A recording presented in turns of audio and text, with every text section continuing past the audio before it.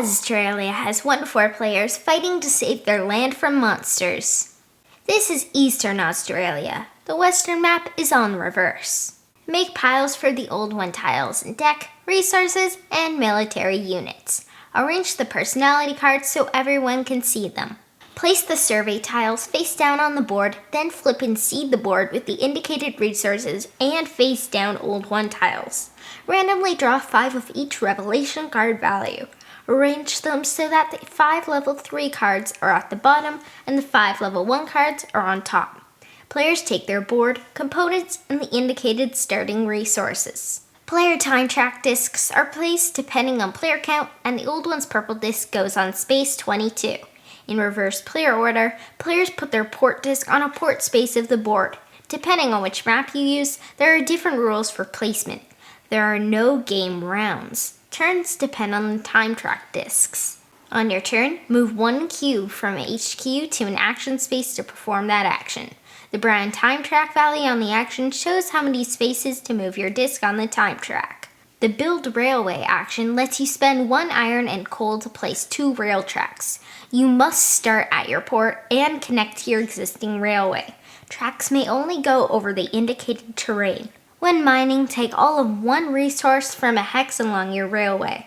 To farm, place up to 3 farms of different types in the matching hexes that connect to your railway. Each hex can only support 1 farm. Collect 1 gold per farm placed. The Buy Military Unit action allows you to gain 1 unit for gold. For infantry only, you may buy up to 2 units with a single action. All units stay in your barracks unless you're attacking. When you recruit help, gain 1 personality card. The remaining cards shift down and a replacement is drawn. You can have an unlimited number of personality cards. The Import-Export action allows you to gain or sell 2 resources. The Retrieve Cube space is straightforward. This is important because you must pay gold for each cube if you wish to repeat an action. To attack, select your units. Choose the target in range. Flip over the top Old One card. The left column show which units deal damage, right column show which units take damage. Lose a sanity token if that icon is shown.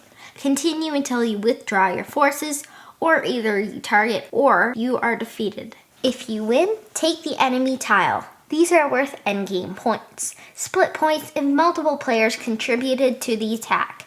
If you are defeated by losing all your units or sanity, destroy any damaged units. Partially damaged units return to barracks and recover. Not all military units are equally effective against each Old One. Unit effectiveness is outlined on the player aid. Once all players have passed the purple disc on the time track, the Old Ones wake up. They move 1 space at a time, taking turns of their own. On light-colored spaces, draw and resolve a revelation card, then draw 2 cards to see if any phase-up Old Ones move. On dark-colored spaces, only draw the 2 Old One movement cards. Old Ones blight farms upon contact.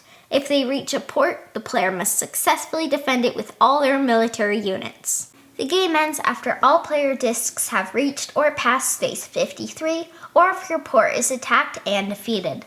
Players score points for non-blighted farms, phosphates, some personality cards, victory point tokens, and enemy tiles. The Old Ones score for blighted farms and all remaining Old One tiles on the board. The highest score wins. Take actions, prepare for enemies, and stay alive. That's Australia. Australia's setup takes a long time, like 10 minutes or so, but takedown isn't bad. As for the game, it's around 30 minutes per player, but know that luck plays a role. Look at that, an accurate time on the box. Player areas are the size of a placemat, and the board and bits take up a lot of space. I'd say stick to dining tables no matter the player count. There is grade 3 reading on the personality and revelation cards, but most of the game is dependent on symbols. Despite the naming cover, it's not about horror, but about resource management and expanding. Experienced 10-year-old gamers could give it a shot. In our 4th game of Australia, I got a personality card that gave me points for farms, so I got to work placing some. Dad was picking up Old Ones with his massive army. I didn't mind because it meant I could focus on my thing. The 3 of us crushed the bot. Well, it turned out Dad had a personality that gave him points for killing enemies. He won. Australia offers loads of choices. Which map do you use? The sprawling east or the tighter west? What hex will you start in? Do you build rails first, grab a personality card, recruit, and which unit? Or import-export? If you build rails, which direction? Now that you have rails, do you farm? Can you even attack? If so, which enemy? When do you take the action that returns all of your action cubes? The excellent reference card has an effectiveness chart against each enemy type, easily forgotten rules, and basically everything you could ever hope for. It's disappointing that the game only comes with one, but more can be downloaded from Board Game Geek.